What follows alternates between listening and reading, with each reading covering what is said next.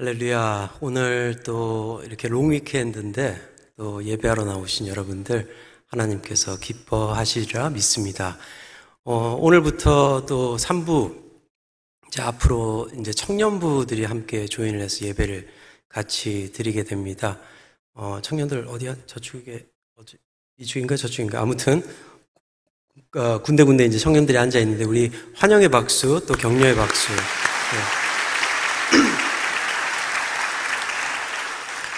농사님께서는 오늘 교육부 예배 지금 또 들어가셔서 교육부 예배 참석하고 계십니다. 나중에 광고 후에 또 우리 청년들 위해서 축복기도 해주시고요. 축도는 노 목사님께서 해주시게 되겠습니다. 지난 3주 동안 이제 부목사님들 말씀을 통해서 은혜의 시간을 나눴고요. 오늘은 마지막 주자로 제가 서게 됐습니다. 마지막이기 때문에 한 2시간 정도 설교를 하려고 이렇게 준비를 했는데 박성 목사님께서 오늘 광고가 좀 길다 해서 좀 잘라달라고 말씀을 하셨어요. 그래서 짧지만 은혜로운 시간을 갖도록 하기를 원합니다. 1861년서부터 1865년까지 미국에 남북전쟁이 있었죠. 이 남북전쟁 중에서 가장 중요하다라는 전투, 게티스버그라는 펜실베니아 주에 있었던 그 도시에서 전투가 일어났습니다. 1863년에 7월 1일부터 3일까지 이 전투가 일어났는데 이 전투는 남북전쟁 중에서 가장 많은 사상자를 냈고 또 참혹한 전투였다라고 말을 하고 있습니다. 그리고 나서 이제 한 4개월 뒤에 이 국립묘지 봉헌식이 있게 되었는데 이때 아브라함 링컨이 나와서 2분 남짓한 연설을 하게 되었죠. 그 연설 중에 뒷부분 이렇게 말씀하고 있어요. That this nation under God shall have a new birth of freedom, and that government of the people, by the people, for the people shall not perish from the earth. 하나님의 가호 아래 이 땅에 새로운 자유를 탄생시키며 국민을 위한 정부를 지구상에서 사라지지 않도록 하는 것입니다. 이게 바로 우리가 이 세상에서 꿈꾸고 있는 멋진 나라의 모습입니다. 그런데 하나님의 나라는 어떠한 나라인가? 이 세상에서 우리가 꿈꾸며 세우려는 이러한 자유 아래 국민을 위한 정부를 이루기 위해서 지금 살아가고 있는데 하나님의 자녀들이 세워야 하는 나라는 어떠한 나라인가라는 질문을 던져 보아야 할 것이고 이것은 하나님께서 우리에게 주신 아주 중요한 숙제라는 것을 우리는 알고 있어야 됩니다. 하나님의 나라는 하나님이 통치하는 나라이죠. Kingdom of God. 하나님이 왕인 나라를 하나님의 나라라고 이야기를 하고 있죠. 그런데 문제가 하나 생겼어요. 왜냐하면 저는 태어나서 지금까지 왕이 통치하는 나라를 한 번도 살아본 적이 없기 때문이에요. 물론 제가 태어난 대한민국도 여러 이제 그 정치의 변화와 민주화 운동과 여러 그러한 변화 속에서 지금의 민주화된 그러한 나라에 살고 있지만은 제가 살아본 이러한 나라들은 왕이 통치했던 나라가 아무도 없었습니다. 한국에 있을 때도 그랬고요. 제가 호주에서 유학 생활할 때도 그랬고 또 캐나다에 있을 때도 그랬고 미국에 있을 때도 제가 그 투표권을 갖고 난 이후부터는 누구를 뽑는다 할 때 후보자를 뽑을 때에도 항상 나에게 유익을 주는 사람을 뽑았고 또한 그러한 공약이 나에게 유익을 주는 또 나에게 맞는 그러한 정치인들을 뽑았던 것이죠. 그렇기 때문에 내 삶과 세상에서 일어나는 많은 일들도 내 주관적인 관점에서 해석을 하고 또 편을 들 때가 태반이고 그렇기 때문에 하나님을 이해할 때에도 내 주관적인 이해로 생각을 하게 된다라는 것입니다. 그렇기 때문에 하나님의 나라는 굉장히 어려운 토픽이고 또한 어떻게 보면 우리에게 주신 가장 큰 숙제이죠. 물론 집에서 전능하신 아내의 주권과 통치 밑에 살고 있지만은 그것은 삶의 아주 일부분이고 우리가 이 세상에서 살아가면서 하나님의 나라를 어떻게 세워야 하는가 우리 자신에게 던져야 될 중요한 질문입니다. 그런데 다행스럽게 이 왕이 통치하는 나라를 한 번도 살아본 적이 없는 그런 개념조차도 없는 우리들에게 성경 말씀을 통해서 예수님께서는 비유와 가르침으로 우리에게 말씀해 주셨다라는 것이죠.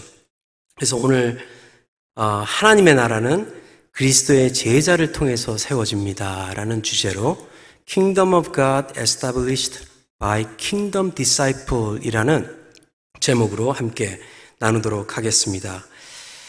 그리스도의 제자가 무엇인가라는 것을 우리가 알 때에 이 그리스도의 제자들이 세워가는 하나님의 나라를 알게 되는 것이죠. 그래서 오늘 세 가지 포인트로 그리스도의 제자의 삶이 어떠한 삶이고 또 그러한 삶을 통해서 하나님의 나라를 우리의 삶에서 세워갈 수 있는 귀한 저와 여러분들 되기를 간절히 바랍니다.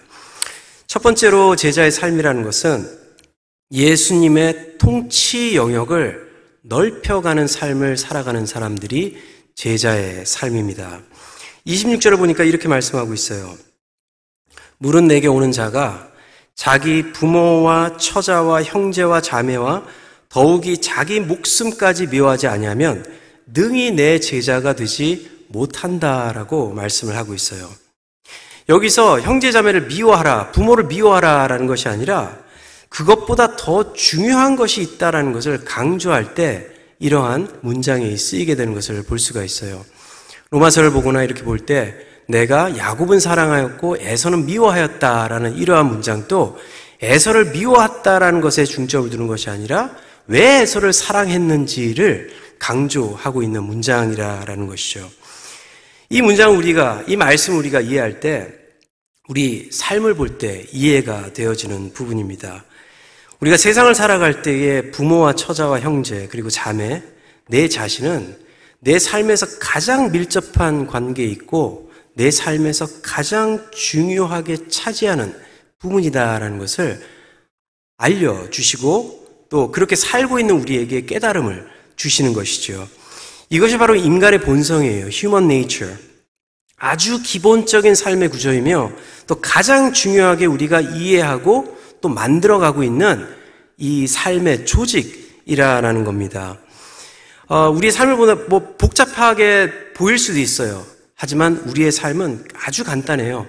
나를 위해 살고 있고 우리 부모와 처자를 위해서 살고 있는 우리의 모습에 대해서 하나님께서 지적을 하시면서 그것보다 더 위대한 것이 있다라는 것을 말씀하고 있는 것이죠.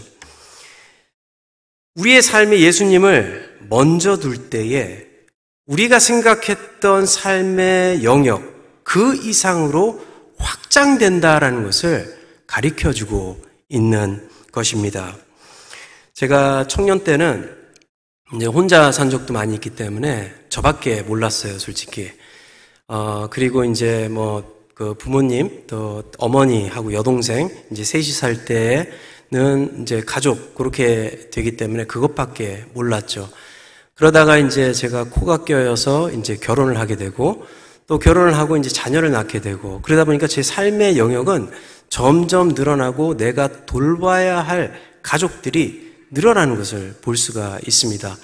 얼마 전에는 딸이 또 고양이를 한 마리를 데리고 와가지고 고양이랑 같이 살고 있는데 이제 고양이를 또 이해를 해야 되는 그러한 시간을 지나고 있습니다. 그래서 저번에 이제 박성 목사님께서 설교 때 고양이 랭귀지를 이해할 수 있는 앱을 소개해 주셔서 그거를 깔아가지고 고양이와 대화를 하고 있는데 대화가 좀 안 되는 것 같아요. 그 앱이 좀 아닌 것 같아요. 네. 그러니까 고양이도 신경을 써야 돼요. 지금 시간이 고양이 밥 먹을 시간인데, 근데 이렇게 삶의 영역이 우리의 삶에서 관계를 맺음을 통해서 늘어나듯 예수님을 영접할 때 우리의 삶은 급격한 변화로 우리의 삶의 영역이 확장이 된다라는 것을 말씀하고 있는 것이죠. 이 세상의 삶과 달리요, 예수님을 영접하고 예수님 나의 삶의 왕으로 인정할 때 비교할 수 없는 변화가 일어나는 것을 볼 수가 있습니다. 제가 아무리 얘기해도요, 이것은 경험하신 분들만 느끼고 알고 있는 거죠. 전에는 제 꿈이 진짜 코딱지만한 그러한 내 자신을 위해서 살고 있었는데 예수님을 영접하니까 무엇을 품어야 돼요? 이 세상을 품어야 되죠.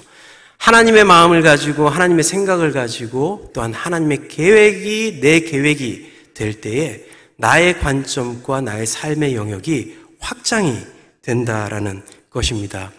그렇기 때문에 사도 바울의 삶을 봐도 사도 바울 삶을 보면요, 굉장한 사람이었어요. 많은 것들을 이루었던 사람이었어요. 바리새인 중에 바리새인이었고 또 유다 종파 중에 아주 중요한 종파의 후손으로 있었고 이 세상의 지식뿐만 아니라 하나님의 지식으로 가득 찼던 그러한 사람이었고 유대인뿐만 아니라 로마의 시민권까지도 가지고 있었던 이러한 사람이 결국 자기가 가진 것들을 다 배설물로 여긴다라고 고백할 수밖에 없었던 것은 그것들이 다 배설물이 아니라 예수님을 영접하고 하나님의 계획과 마음과 생각을 가지고 살다 보니까 이것이 그것과 비교되지 않는 그러한 엄청난 복을 누리게 됐다라는 것을 고백을 하고 있는 것이죠. 우리가 전에는 울타리 안에 있는 내 삶, 이것만 성공적으로 만들면 되겠지라고 생각하고 있었는데 예수님을 영접하다 보니까요, 예수님을 영접한 후에는 이 내 삶의 울타리 밖에 다른 울타리들이 있네. 그것이 보여지기 시작하는 거고 또한 그것들을 바라볼 때 하나님의 마음과 사랑으로 그것들을 돌보아 보며 하나님의 사랑을 나누고 나아가게 된다라는 것을 이 말씀을 통해서 우리에게 가르치고 계시는 것입니다. 예수님을 따라간다는 것은 내가 생각했던 내 삶의 영역의 벽을 깨트리는 것이죠. 내 삶의 가치관이 전에는 내가 소유하고 있는 것들 중심으로 진행되었지만 주님을 만나고 그것들이 하나씩 허물어지고 주님의 영역으로 바뀌는 삶, 그리고 그 삶의 영역을 넓혀 가는 삶이 바로 제자의 삶인 것입니다. 저와 여러분들, 이러한 제자의 삶을 통해 여러분들의 삶의 영역을 주님의 영역으로 확장해 나아가는 그러한 삶을 사시는 저와 여러분들 되기를 축원합니다. 두 번째로는요, 나에게 맡겨진 사명의 자리에 서 있는 자가 제자의 삶이 것이고 그 제자의 삶을 통해서 하나님께서는 하나님의 나라를 만들어 가십니다. 27절에 이렇게 말씀하고 있죠. 누구든지 자기 십자가를 지고 나를 따르지 않는 자도 능히 내 제자가 되지 못하리라 라고 말씀하고 계세요. 자기의 십자가를 지고 따르라 라고 말씀을 하고 있어요. 그런데 이 말씀을 들으면 조금 흥미로운 퀘스천이 하나가 생기게 돼요. 왜 예수님께서는 자기의 십자가를 지고 따라라, 그러니까 예수님의 십자가 아니라 우리의 십자가죠. 너희들 자신의 십자가를 지고 따라라 라고 말씀을 하셨을까? 물론 이제 앞으로 예수님께서 십자가에서 죽으실 것을 미리 예고하시는 그런 부분들도 있는데 이러한 질문이 떠오르게 됩니다. 왜 예수님께서 유대인이셨잖아요. 왜 유대의 최고의 형벌을 예로 사용하지 않고 로마의 법으로 최고의 형벌인 십자가의 형벌을 사용하셔서 제자들에게 이야기를 하고 계신가? 그 비유로 제자들에게 제자가 되어야 된다라고 말씀을 하고 있는 것인가라는 질문이 떠오르게 됩니다. 그런 질문 지금까지 안 해보고 계시다 제가 말씀 나누니까 그런 질문이 번뜩 들어오죠? 네. 저한테도 질문이었어요. 그런데 로마의 형벌, 최고의 형벌인 십자가의 형벌의 그 프로시저를 보게 되면 우리가 이해를 좀 하게 돼요. 재판에서 이제 형이 떨어지잖아요. 사형이 떨어지게 됩니다.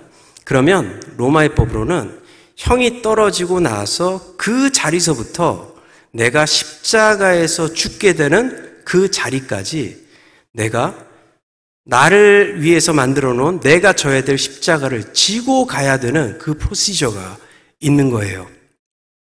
그렇기 때문에 예수님께서 이 십자가의 형벌, 그것을 인용하셔서 이 십자가를 지지 않으면 나의 제자가 되지 못한다라고 말씀을 하시는 거죠. 그렇다면 그 십자가의 그 길, 이것은 어떠한 의미를 가지고 있습니까? 이 십자가를 지고 가다 보면요, 그렇잖아요. 물론 우리가 복음서를 통해서 예수님께서 지신 그 십자가의 길, 우리가 복음서를 통해서 우리가 깨닫고 또 이해하고 이런 것이 십자가의 길이었다라고 볼 수 있겠지만 한번 상상을 한번 해볼게요. 제가 사형 선고를 받았어요. 재판에서 사형 선고를 받고 이제 내가 져야 될 십자가가 이제 만들어지게 됩니다. 그리고 그 재판에서 이제 그 예루살렘에서 진행됐기 때문에 이제 골고다 언덕이 이제 십자가에서 이제 죽게 되는 장소이지만 로마 이 형이 떨어지는 감옥에서 이제 그 형벌이 떨어지게 되고요. 거기서부터 내가 이제 십자가를 지고 이제 걷게 되는 거죠.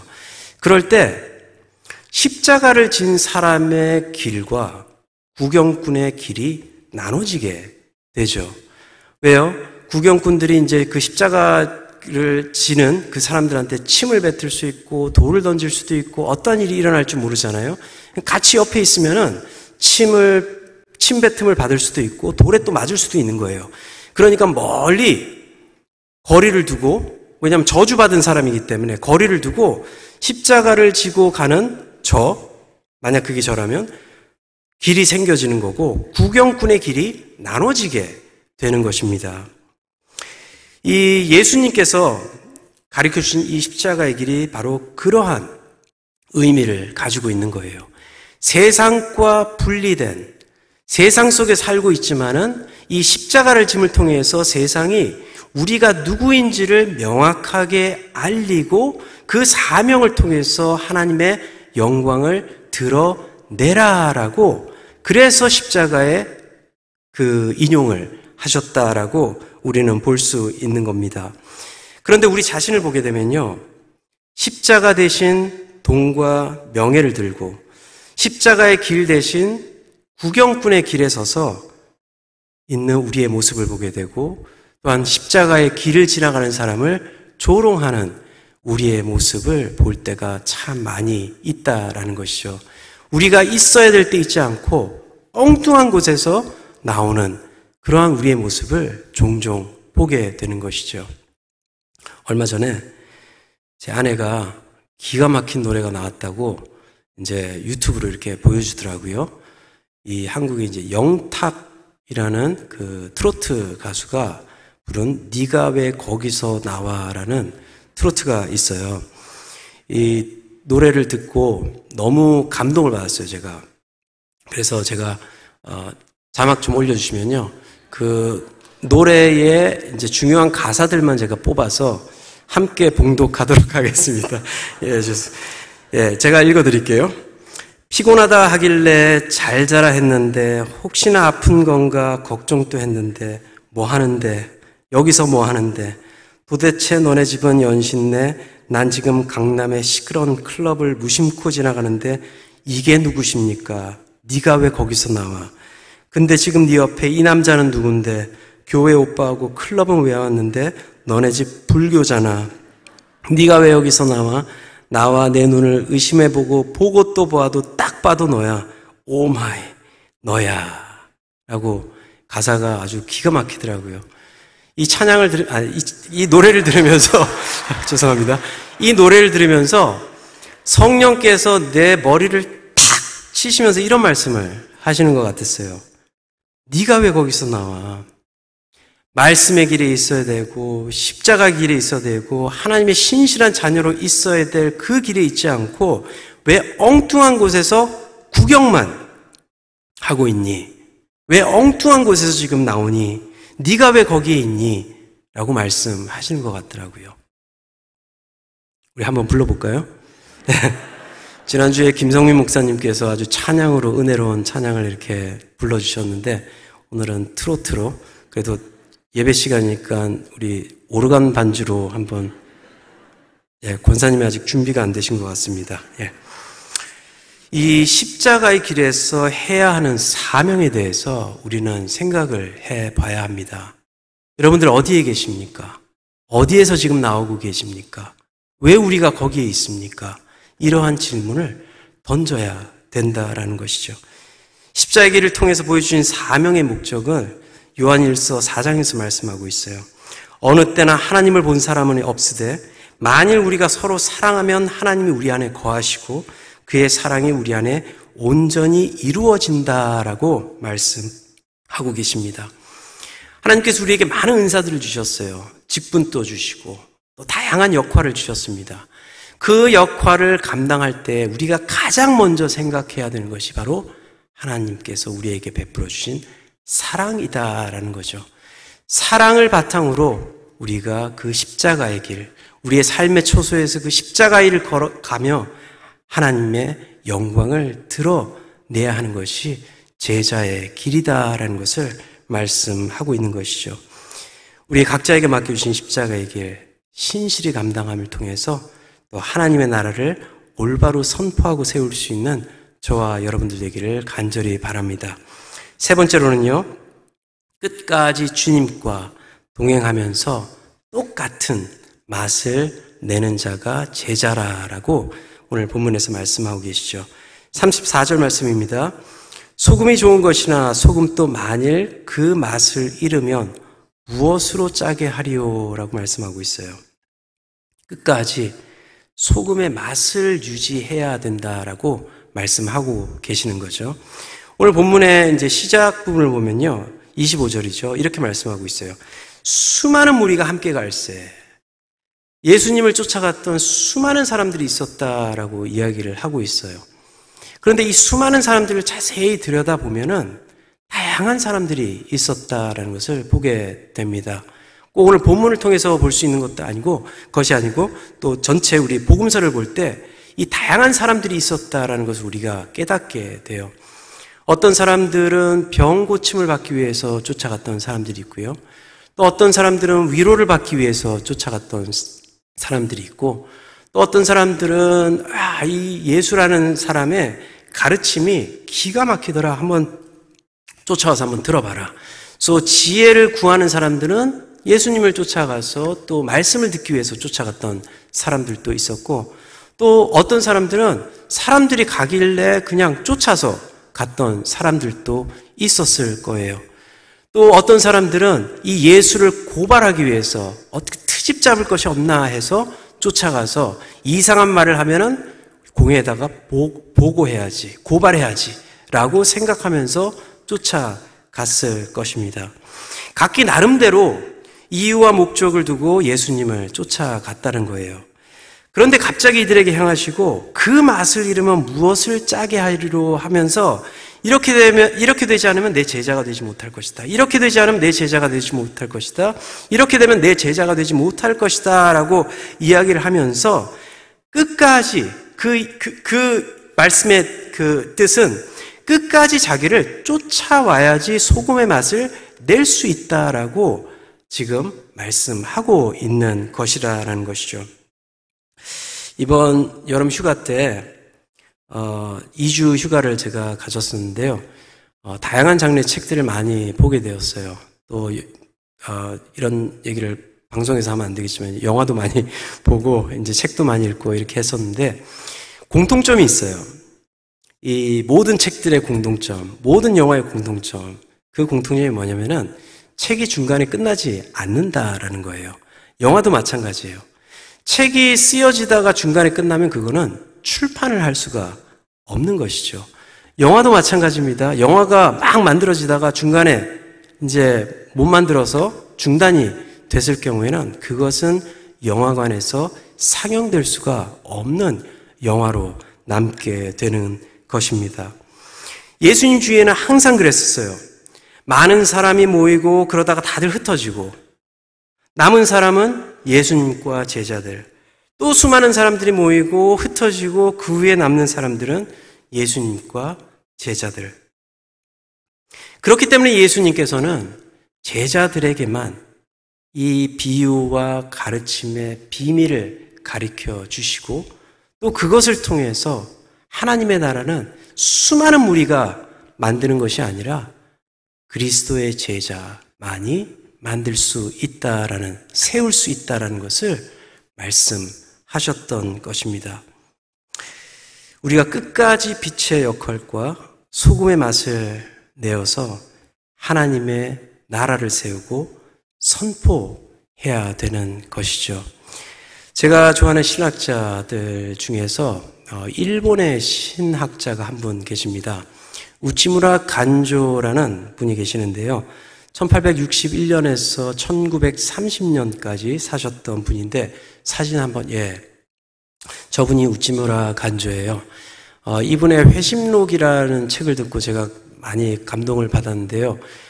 우리 교회 도서관에 그 책이 있습니다. 나중에 이제 도서관이 열리면 한번 꼭 읽어보시지 않으신 분은 한번 꼭 읽어보시기를 강추해 드립니다. 이분이 이제 친구를 통해서 예수를 영접하게 됐습니다. 영접한 후에 이제 유학을 미국으로 가게 되는데요. 1880년도에 이제 미국으로 유학을 가게 됐는데, 이 유학의 길이 이 우치무라 간조한테는 굉장히 기대되고 흥미로운 여행이었어요. 왜냐면은 미국 하면은 이 기독교 국가, 그때만 해도 이제 기독교 국가였죠. 기독교 국가라는 어떤 그 판타지, 그러니까 상상하는데 너무 이 기독교 국가는 어떤 나라일까라는 그러한 기대감 속에 이제 친구들과 유학길을 떠나게 됩니다. 샌프란시스코에 도착을 했어요.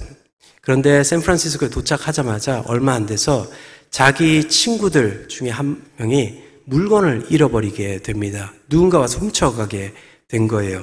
그러면서 이제 실망을 하게 되고 이 회심록에 이러한 말씀을 기록하게 됩니다. 제가 읽어드리도록 할게요.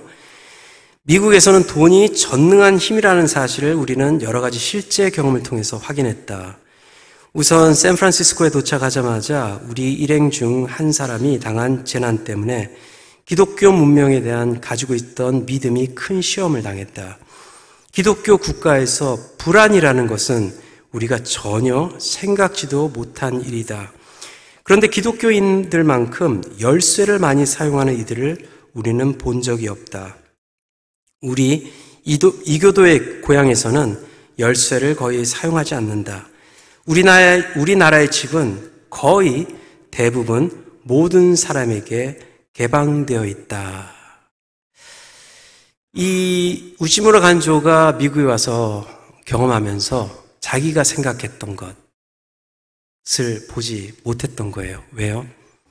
소금의 맛을 내지 못하는 기독교인들이 넘쳐 흘러 수많은 무리가 끝까지 예수님을 쫓아가며 그 맛을 내지 않고 있었기 때문에 겉으로는 기독교 국가 같더라도 속을 보니까 그렇지 않았다라는 거죠.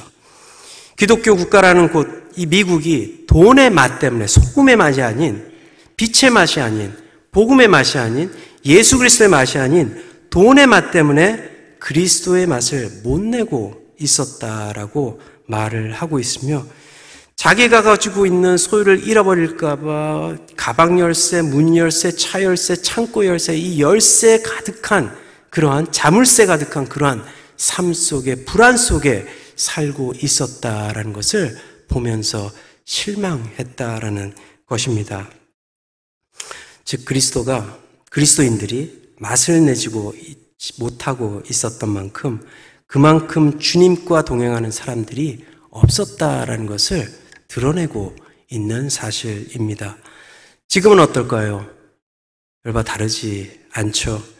다른 말로 얘기한다면 사회가 불안해하고 안정되지 못하는 것은 사회에서 우리가 그리스도의 맛을 제대로 내지 못하고 있기 때문에, 하나님의 나라가 세워지지 않고 있기 때문에 그 책임은 우리에게 있다라는 것을 말씀하고 있는 것입니다. 말씀을 정리합니다. 우리가 깊이 고민하고 생각해 봐야 되는 것, 하나님의 나라이죠. 그리스도의 제자들이 세우는 나라가 바로 하나님의 나라입니다. 하나님의 나라는요, 국민을 위한 정부와 나라가 아닌 주님을 위한 나라이고, 이러한 나라가 세워질 때 우리의 가정이 바뀌고 사회가 바뀌고 나라가 바뀌게 되는 것이죠.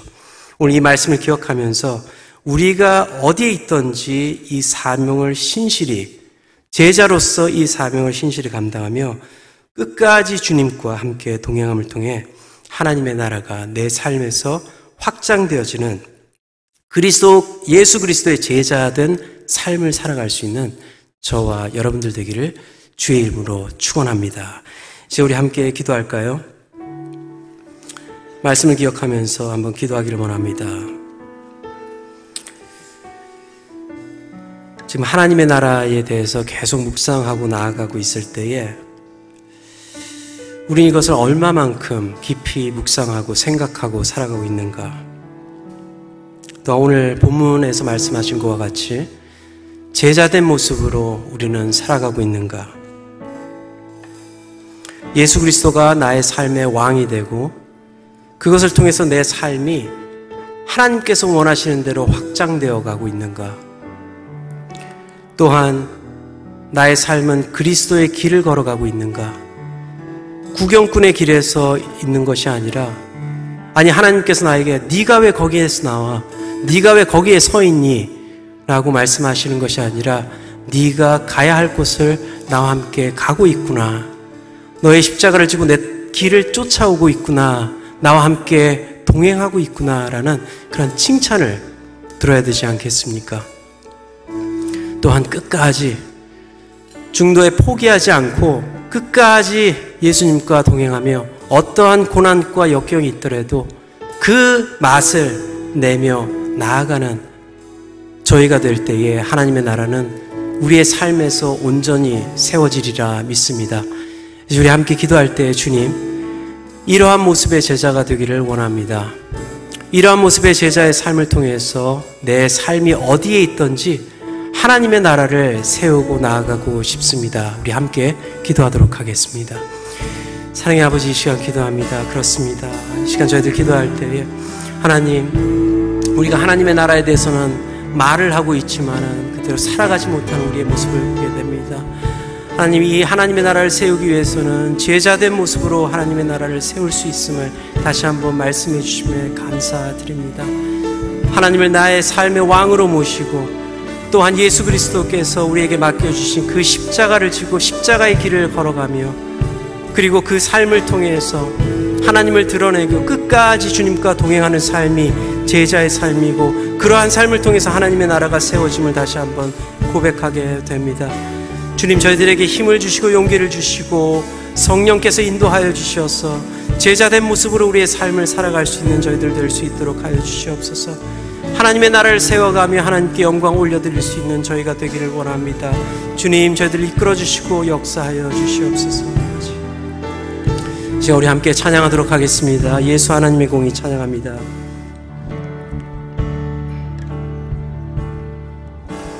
예수 하나님의 공의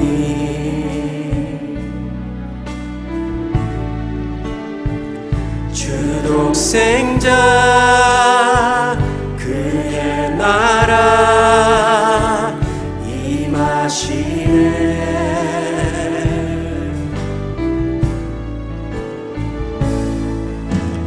예수 제물이 되신 주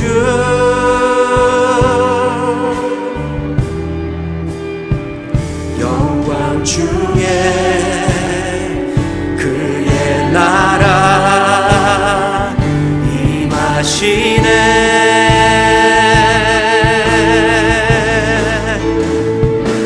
주의 나라 영원하며 주의 영광 무궁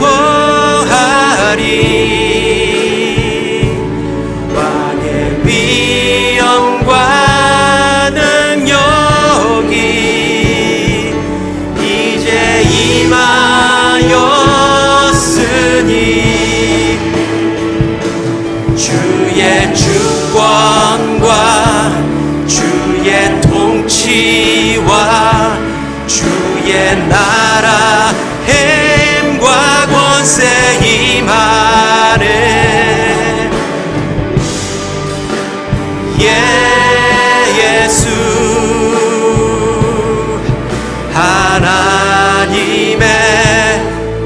예수 하나님의 사랑, 예수 하나님의 사랑,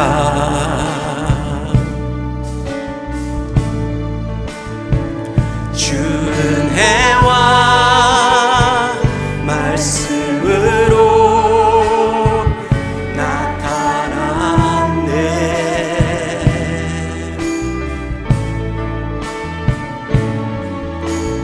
예수 거룩한 하나님,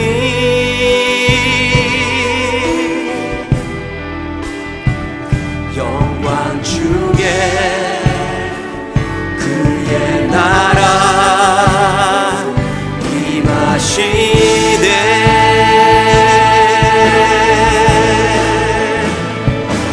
주의 나라 영원하며 주의 영광 무궁하리. 왕의 위엄과 능력이 이제 임하였으니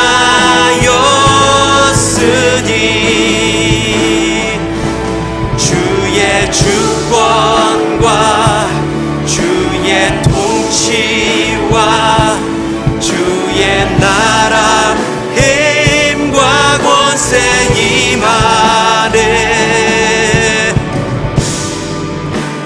예수 하나님의 주의 나라 영원하며 주의 나라 영원하며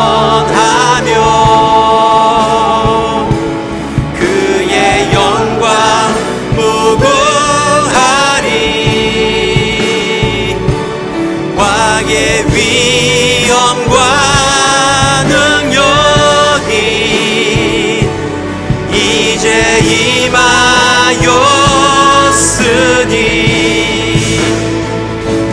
주의 주권과 주의 통치와 주의 나라 힘과 권세 임하네. 예수 하나님의 시간 다시 한번 기도하기를 원합니다. 그렇습니다. 우리가 가는 곳곳마다 하나님의 나라가 세워지기를 원하며 또한 하나님의 통치가 임하기를 원합니다. 다시 한번 기도할 때 우리의 삶 속에 역사하시는 하나님을 기대하며 함께 기도하도록 하겠습니다. 우리 봉헌자 나오실 때까지 함께 기도하도록 하겠습니다.